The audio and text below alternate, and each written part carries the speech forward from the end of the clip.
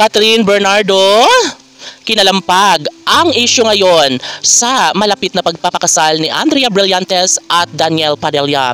Halano kung may katotohanan man ang lahat na mangyayari nga ang isyong pinagkakaguluhan ngayon sa taong bayan. Bakit ang bilis naman ng pangyayari kung talagang matuloy nga ang pag-iisang dibdib ni Daniel Padilla at Andrea Brillantes? Syempre marami ang magtatanong kung bakit ganun-ganun na lang kadali ang pagdesisyon ni Daniel, gayong mayroon pa siyang damdaming nasasaktan.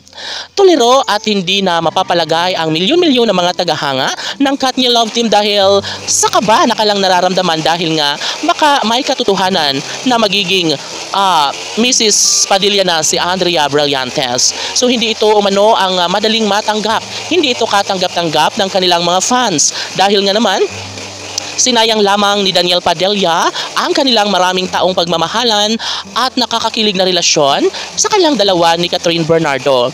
Subalit ganun pa man ay wala pang katotohanan ang lahat. Baka nga magutla na lang ang karamihan sa mga magiging desisyon ni Andrea Brillantes at Daniel Padilla. Opo, hindi ito inaasahan ng lahat, ngunit dumagad-dagungdo ngayon sa lahat ng social media platform na tila nalalapit na nga ang pag-iisang dibdib na kailan lang pinagdidesisyonan ni Andrea at Daniel. Naku po, marami ang nagngingit-ngit sa social media platform. Sana'y huwag umano itong mangyari, sana'y hindi ito mangyayari dahil talaga nga namang nakakagimbal ang pangyayaring ito. Sa kabila ng lahat ay wala nang magagawa pa ang taong bayan. Kung talagang desidido si Daniel Padilla sa kanyang mga magiging desisyon ay hindi na kaya pang ipaglalaban ni Daniel Padilla ang kanyang pag-ibig kay Catherine Bernardo. Siyempre, nasasaktan na ng todo ang aktres at kakalampagin niya umano ang isyong ito na pagpapakasal ni Andrea Brillantes at Daniel Padilla. Paano nga kaya kung may katotohanan ang lahat ng ito? Matatanggap nga kaya ni Catherine Bernardo ang kasalang hinihintay ng mga fans ni Andrea Brillantes at Daniel Padilla?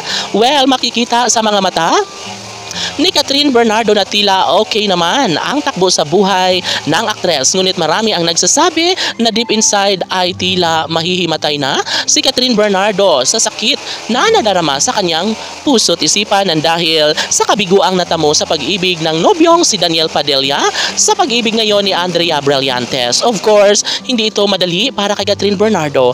Ano pa't mangyayari pa ang isyong kinakatatakutan ng lahat ang magiging Mrs. Padilla na ni Andrea Brillantes. Siyempre, hindi ito malamang ang nais ng taong bayan na mangyayari. Dapat umano ay kilatisin maigi ni Daniel Padilla kung ano nga ba ang tunay na pagkatao ng isang Andrea Brillantes. Sana'y magwagi pa rin sa pag-ibig si Catherine kay Daniel. Laban!